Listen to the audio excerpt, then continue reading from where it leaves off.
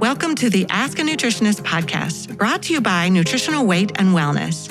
We are thrilled to have you join us today as we discuss the connection between what you eat and how you feel, and share practical, real-life solutions for healthier living through balanced nutrition. Now let's get started.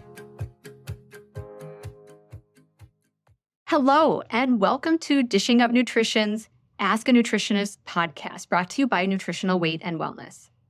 My name is Leah Kleinschrodt. I'm a registered and licensed dietitian, and we are thrilled to be celebrating 20 years on air discussing the connection between what you eat and how you feel, while also sharing practical, real-life solutions for healthier living through balanced nutrition. We just wanted to take a moment and thank you, the listeners, for your support and your listenership over the years. Now, let's get started. On today's show, I will be answering a group of related questions that we received from one of our Dishing Up Nutrition listeners. Now, this listener says, "Hello, I have read articles about how dark chocolate is good for insulin resistance. But what about the sugar that is in a dark chocolate bar? Do the benefits of the chocolate outweigh the harm caused by the sugar? And as someone who has reversed prediabetes, should I consume dark chocolate for the benefits or avoid it because of the sugar? Should I look for chocolate sweetened with stevia or just have hot cocoa with stevia?" So again, a group of questions, all interrelated. And so I'm going to try to make sure I hit on each one of these. And I just wanted to thank that listener also for sending in these questions.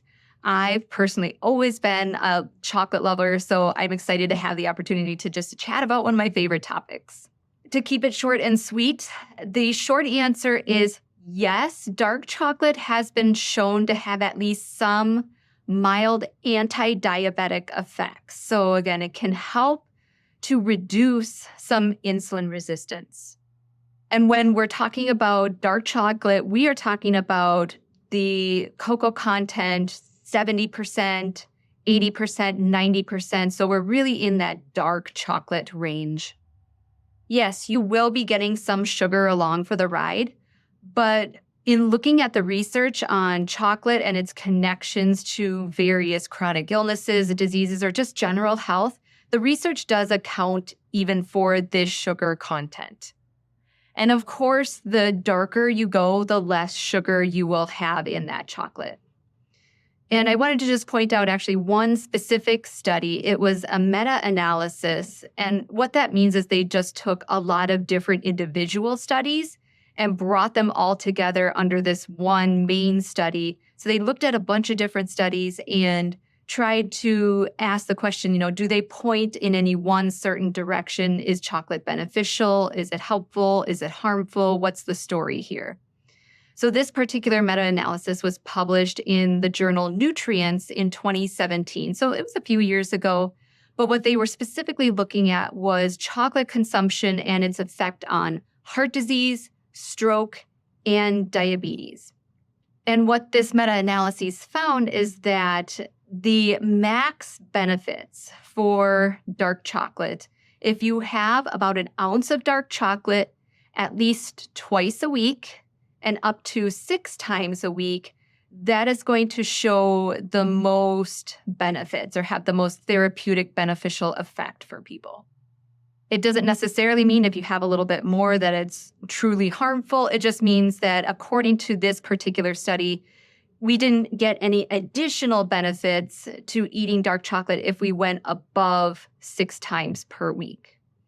So if you think about it, that means eating an ounce of dark chocolate per day, or maybe you skip a day or two here and there, and you could potentially see improvements in your lab work, including your blood sugar. This study also looked at triglyceride levels and a couple other markers as well. Now, will it take you from a hemoglobin A1C of 10 down to the normal range of 5.4? No, that's not what these studies are saying. But it is saying that it can have a beneficial effect on that insulin resistance and on some of those blood sugar numbers. Now, this is, again, what the research studies say it doesn't necessarily tell us everything that goes on the individual level. So how individual people respond to chocolate or to XYZ food or carb or whatever. So if you specifically were really curious to see how 1 ounce of dark chocolate affects your blood sugar, you could test your blood sugar with a glucometer. Those are easy enough to get these days. You can order them on Amazon, or you could go to your local drugstore, pick one up for relatively cheap and get a few blood sugar strips. And I would test your blood sugar, maybe 30 to 60 minutes or so after you eat that chocolate and see what your blood sugar numbers are doing. Are they staying relatively steady? Do you stay maybe right around that 100 milligrams per deciliter mark? Maybe a little bit more, maybe a little bit less, somewhere in that range. Another idea, because at least in my experience, personal and with clients, is that most of us tend to, if we're going to eat chocolate, it might be more of like that after dinner type of treat or a snack, whether it's right after dinner or maybe a few hours later, but having that little something sweet to cap off the night.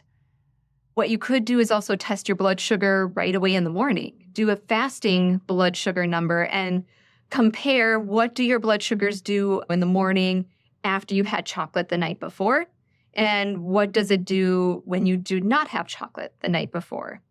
And that will give you that individual answer of how does chocolate actually affect my blood sugar.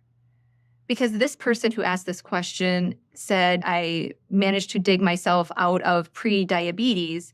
So we probably know this person has a little bit more sensitive blood sugars or has a little bit more predisposition to that insulin resistance. So it is always good to know on an individual level how you do specifically. We can look at research studies, but sometimes just doing a little bit of testing will give you some really great data to work with. Now, one of the questions too was if I'm really concerned about the chocolate and the sugar, should I opt for chocolate sweetened with stevia? And I would say you certainly could. Lily's dark chocolate is one brand that I know that I've seen popularly that's out there. They sweeten their dark chocolate with stevia. So you will still get that sweet taste in the chocolate. You just don't get the added sugar piece. And for some people, that is fine. For other people, even having that little bit of something sweet might create some craving. So again, this is a place where you just have to know your tendencies.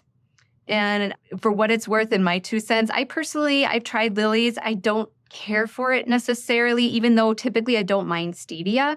I guess I just kind of like the real thing. And so I'll go as dark chocolate as I can and really enjoy like that small portion.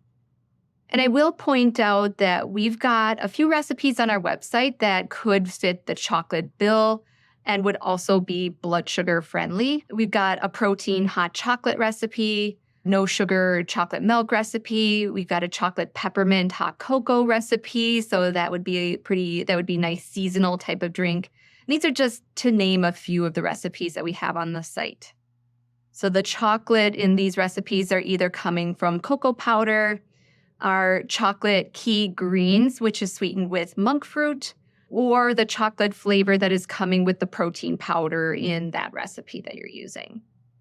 And then I'd say the last thought that I have on this topic is if I had this person sitting in front of me, if I was sitting down having a face-to-face conversation with them, the question that I would ping back to them with some of these questions is, okay, say we have some research that says an ounce of dark chocolate multiple times a week it can be health promoting, actually.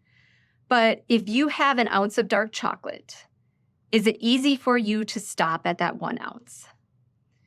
Or is your underlying biochemistry or your tendency, is it to have a little and then to want more and more and more? Or does it create cravings for other things? So if you are that someone where you can have a little and move on, that's great. I'd say then go for it. You have a great option with that dark chocolate.